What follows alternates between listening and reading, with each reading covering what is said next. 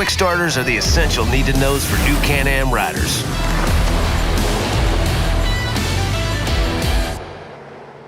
For this section, we'll be talking about riding gear. Riding an open-air vehicle like your Can-Am side-by-side requires wearing protective gear.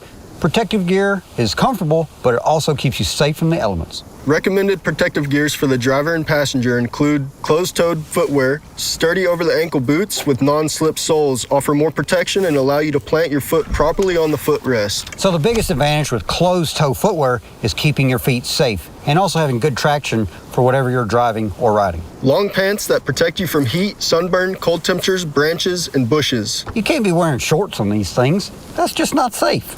A long-sleeve shirt or jacket and a pair of full-fingered gloves Gives you a good grip on the steering wheel and also keeps your hands safe from the elements of dust, sunburn, and wind.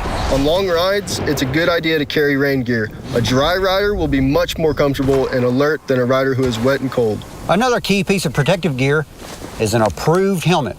An approved helmet will keep your head and your brain safe, just in case something happens. Key thing about a helmet is make sure it fits right and make sure it's comfortable.